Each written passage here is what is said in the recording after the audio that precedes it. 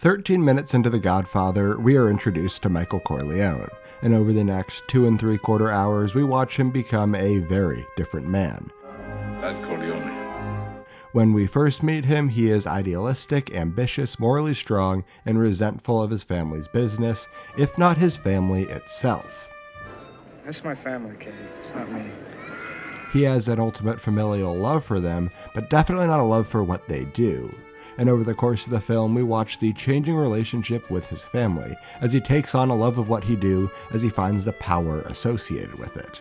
The Godfather's character development follows one simple rule. Although actions may change, character remains constant. They behave differently as new elements are added to the equation, but ultimately, they're the same person at the beginning of the film as they are at the end. And this is true for the entire movie, but before we discuss the end, let's take a look into Michael at the beginning of the movie. When we first meet Michael, he is the hero of the story. Don't interpret this next thing to be a bad thing, but his backstory is left intentionally vague. After meeting him, we know very little about him. He's a veteran returning from war, he's a war hero, and we know that his family has the power to get him out of the service, but he chooses to serve his country. We also know that he looks down on the crime empire his family runs. I think it would be safe to assume that the latter fuels the first. He chose to serve, knowing that it would, in some ways, affect his family negatively. He was raised in an environment where family is everything. That's what his father believes, and that's what he was raised to believe. And that still means something to him. At the same time, his love for Kay, at least at first, appears to be a priority over his family. I feel like this scene acts as a perfect microcosm of the character's relationship with the two. At first, Kay is quite literally out of the picture, but Michael refuses to be a part of it unless she is in it. Wait a minute. Without trying to speculate too much, I think it would be safe to say that Michael is trying to leave behind his family so that he can be with Kay, someone who he loves for who she is. The biggest thing that we learn about Michael early in the movie is that he is level-headed and calm, and this is where he is most similar to his father. Listen to how he describes something he adamantly disagrees with. Luca Brazzi held a gun to his head, and my father assured him that either his brains or his signature would be on the contract. Michael resents this, but he isn't angry about it. He, unlike his brother Sonny, knows that in order to have true power, you need to remain calm and level-headed. He understands the true nature of power, to be calm and calculating and well thought out, not instinctive. What begins his descent from this noble character into the villain of the film is action into which he is forced. First, he must take an active role into the family business after his father is shot. Michael is forced into taking a more active role within his family. Going off of the previous point, I think it's worth noting that he was with Kay when his father was attacked. He begins merely as an assistant, barely involved at all with the crime.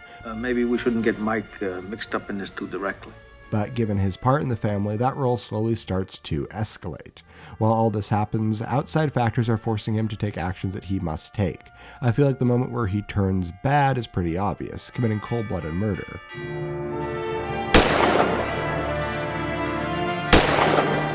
But I think even more important than that is when he's attacked by the officer when visiting his family. This is when he realizes that he needs to take action. It forces him to see just how powerful the forces of antagonism working against him are. If he wants to preserve his family, he is pushed to the extreme, to match what others around him are doing. Then I'll kill them both. Earlier I mentioned that unlike Sonny, Michael isn't instinctive, he remains calm and level-headed. But unlike Tom Hagen, he is someone who is willing to take action. He knows what must be done in order to achieve anything. He proves that when the situation is dire, he is willing to push himself to his most extreme. But Michael's character arc isn't about him going to the extreme, it's about him becoming a villain. I should mention that he's still the protagonist of the story, but his character's arc is very unconventional. It isn't him redeeming himself, it's quite the opposite. It's him going down a very dark pathway. When he kills Sollozzo, he is pushed to the extreme, and it's a significant part of his character development. However, it isn't when he becomes a villain. I think that happens through his relationship with Kay. His morals start to chip away once he is exposed to power. He sees the impact that he can make and wants it to not just be in his business, but also in his life. He really changes when he is in Italy. Anything he felt for Kay was replaced with a new love, his love for power, and he was exposed to it. Nothing else means anything to him anymore. Everything he thought he felt for her, he abandons in search for his power. He's the same person as he was in the beginning of the film, just with new priorities.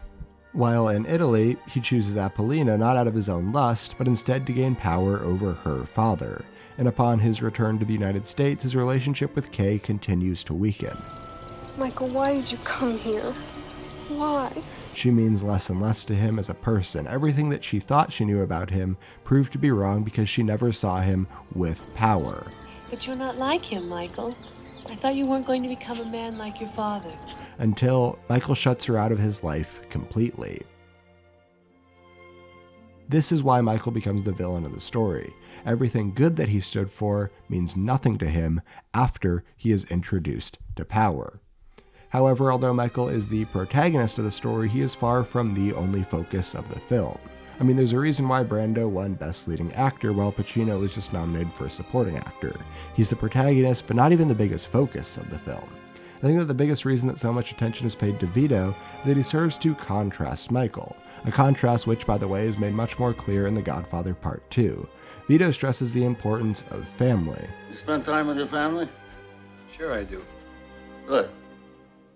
Because a man who doesn't spend time with his family can never be a real man. And this is the exact opposite mentality that Michael has. I mentioned earlier that they are very similar in their approach, but they ultimately do it for different reasons. Michael has a care for his family, but he puts that care behind his own self-interest. He puts Kay over his blood family, and in the end puts his empire above Kay. He is searching for power and doesn't let anything get in the way of that. Another major contrast of the two characters is the idea of what it means to be a man. Outdated gender terms aside, whenever Vito discusses what it means to be a man, You can act like a man!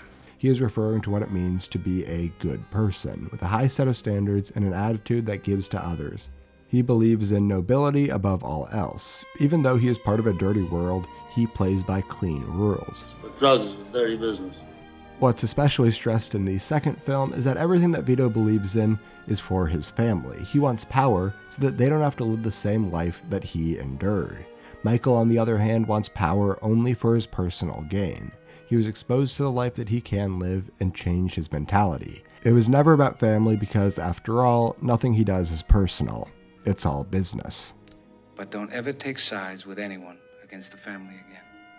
Hey everyone, I hope you enjoyed. Please pardon my voice, I'm getting over a little bit of a head cold, but wanted to make sure I got something up for you in the last week of the year. I love The Godfather, I watch it every year around this time, and felt that it was finally time to talk about this movie on its own. This video was made possible because of Patreon. If you want to help support the channel, that's the best way to do so. There's a link on screen right next to my last video on The Exorcist and the horrors of production. So check that out if you're interested, and I will see you next week.